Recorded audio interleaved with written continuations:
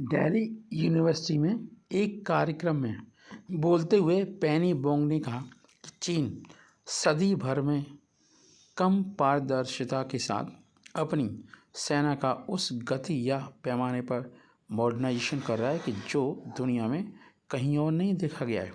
ऐसा कोई देश नहीं करा दुनिया का। चीन अपनी सेना का जितनी तेज़ी से है ना इक्विपमेंट और मॉडर्नाइजेशन कर रहा है, इक्विपाइड कर रहा है, उसे लेकर भारत समेत दूसरे देशों की चिंताएं भी बढ़ जानी चाहिए। ऑस्ट्रेलिया की विदेश मंत्री पेनी बोंग ने मंगलवार को कहा कि चीन कम पारदर्शिता के साथ अपनी सेना का ऐसे पैमाने पर मॉडर्नाइजेशन कर रहा है कि जो दुनिया के अच्छे अच्छे देश, चाहे यूएस हो, रसिया हो, भारत हो, वो देख कर समझ नहीं पाएंगे कि क्या हुआ। क्योंकि उन्होंने कहा कि स्ट्रेटेजिक बैलेंस ऑफ पावर के लिए भारत के साथ कैनबरा की पार्टनरशिप अहम है, इम्पोर्टेंट है। बोंग ने जोर देते हुए कहा कि ऑस्ट्रेलिया हिंद प्रशांत में संप्रभुता और क्षेत्रीय अखंडता के लिए क्वाड जैसे साझेदारों के लिए प्रतिबद्ध है। दिल्ली यूनिवर्सिटी के कॉलेज में एक कार्यक्रम में बोलते हुए पेनी बोंग ने कहा, चीन करीब सदी भर से कम पारदर्शिता के साथ अपनी सेना का उस गति से या पैमाने पर मॉडर्नाइजेशन कर रहा है कि आप देख ही सकते हैं। गोले हथगोले हैं, आर्टिलरी, जो दुनिया में कहीं और दूसरे देशों में नहीं देखा गया है, चाहे वो यूएस ही क्यों ना हो। उत्तर कोरिया भी अपने परमाणु हथियार कार्यक्रम और बैलिस्टिक मिसाइल प्रक्षेपण को लेकर अस्थिर व्यवहार को जारी रखे हुए हैं।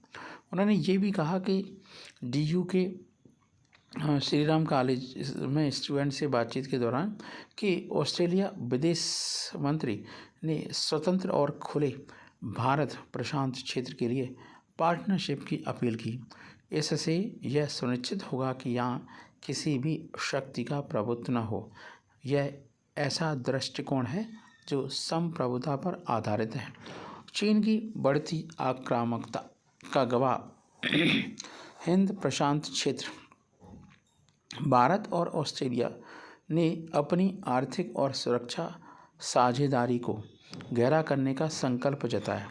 दोनों देशों ने मुक्त, स्वतंत्र, समावेशी और नियम आधारित हिंद प्रशांत के प्रति अपनी साझा प्रतिबद्धता पर जोर दिया। यह क्षेत्र चीन की बढ़ती आक्रामकता का गवाह बन रहा है।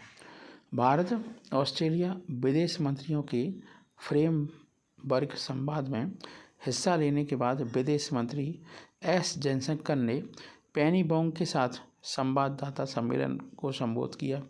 उन्होंने कहा कि भारत अगले साल किसी समय क्वाड समूह की बैठक की तैयारी कर रहा है। क्वाड समूह में ऑस्ट्रेलिया, भारत, जापान और अमेरिका शामिल हैं। पश्चिम एशिया की स्थिति पर विस्तार से चर्चा की गई। विदेश मंत्री ने कहा कि दोनों नेताओं ने पश्चिम एशिया की स्थिति पर भी विस्तार से बातचीत की। इजराइल हमास संघर्ष के बारे में पूछे जाने पर जयशंकर ने भारत की स्थिति के बारे में बात की और कहा कि यह बेहद जटिल, चुनौतीपूर्ण स्थिति के कई पहलू हैं। जयशंकर ने कहा कि 7 अक्टूबर को जो हुआ निश्चित रूप से आतंकवाद का हिस्सा था, उसका एक पहलू है। और राष्ट्रीय और अंतर्राष्ट्रीय समुदाय के रूप में हम यही सोचते हैं कि हमें आतंकवाद पर कभी समझौता नहीं करना चाहिए। हमें इस बारे में स्पष्ट होना चाहिए। इसलिए वह एक मुद्दा है और इसमें बंधकों का मुद्दा भी शामिल है। जय हिंद, जय भारत।